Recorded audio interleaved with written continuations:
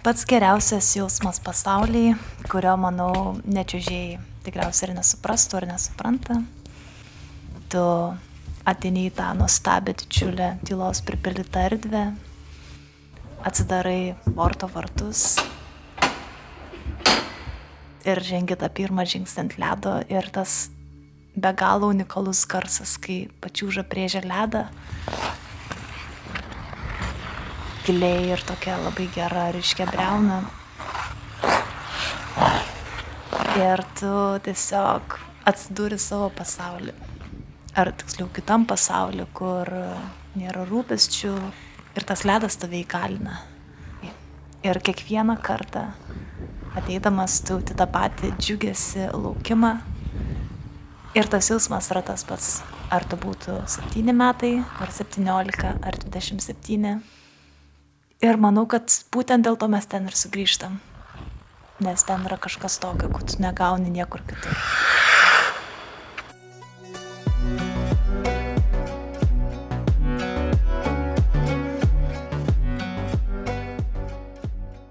Mano vardas Julija. Čiuožti pradėjau maždaug nuo 6 metų, čiuožiau 11 metų be pertraukos, tuomet turėjau apie 7 metų pertrauką ir vėl grįžau ant ledo prieš keletą metų. Mano vardas Elena, aš ant ledo praleidau daugiau kaip 10 metų. Čiuožiu varžybose, moku vaikus čiuožti, taip pat esu dirbusi varžybose, seku čiuožimo naujienas. Ir laikau save žmogum, kuris ganėtinai iš vidaus supranta, kas per daiktas visgi yra dailusis čiuožimas. Dailusis čiuožimas man pirmiausia reiškia meno ir sporto mišinį. Dailusis čiuožimas man visų pirma yra performances. Tai yra atletiškumas su elegancija, su tam tikru kūrybiškumu, galimybė išreikšti save. Tai yra tavo 3 ar 4 minutės ant ledo, tai yra tavo šlovės valanda, tai yra šypsena, pasitikėjimas savimi, o po tą šypseną ir Svarovskių suknelėm ar kostiumais gali slėptis. Svarbiausia, to niekada neparodyt, todėl sakyčiau, kad performances yra pats geriausias būdas tai apibūdinti.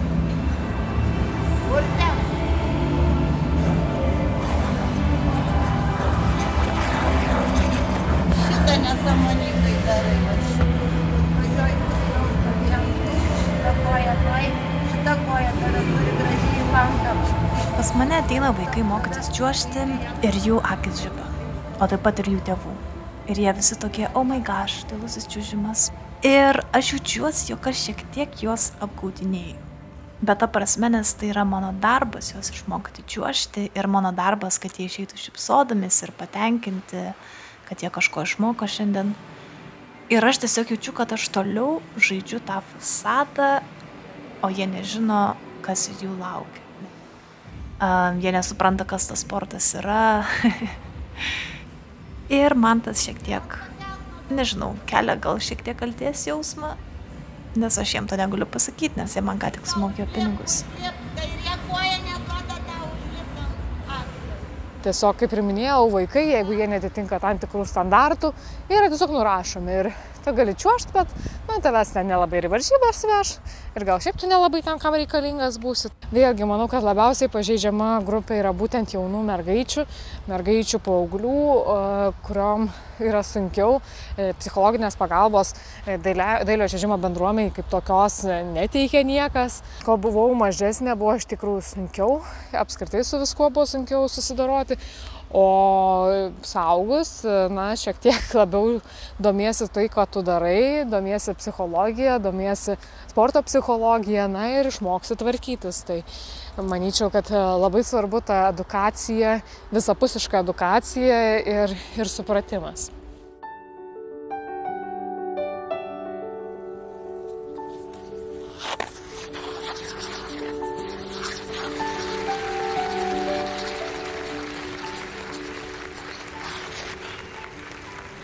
Vienas iš įsimintinų įvykių, kurį aš prisimenu labai ryškiai, tai buvo, aš dirbau varžybose.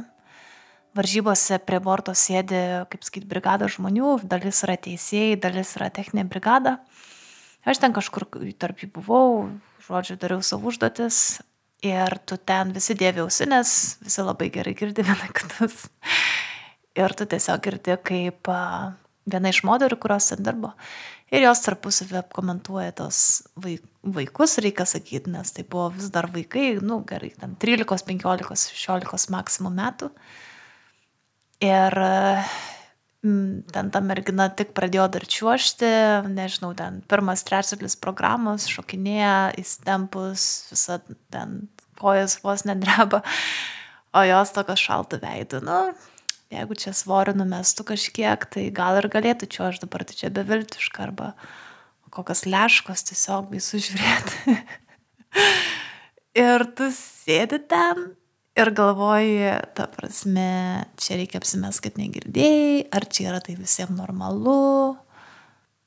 Ir čia dar buvo, pavadinkim, kai tu dar toks šiek tiek jaunas, nepatyręs, naivus buvai, tai nesupratai, kad čia yra kasdienybė, čia yra norma.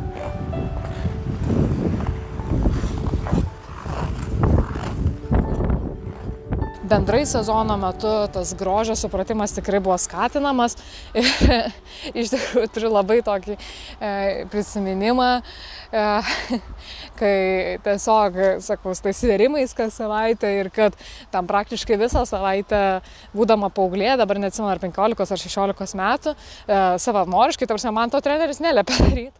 Tačiau, kadangi tie svėrimai buvo ir norėjau gerai pasirodyti, kad, numečiau to svorio, aš praktiškai nevalgiau. Puikiai atsimenu savo dietą, nes tuo metu valgiau pusę obuolio pusryčiam, sriubą pietum ir pusę agurko vakarieniai. Tai buvo mano visos dienos maistas, aišku, vanduo organizmui. Tai jėgų tikrai nebuvo, ir sakyčiau, kad tos vėlgi supratimo, edukacijos, kaip reikia tą daryti ir kad, to nereiktų daryti, to pas mus trūksta. Karoči, švelmės nulis.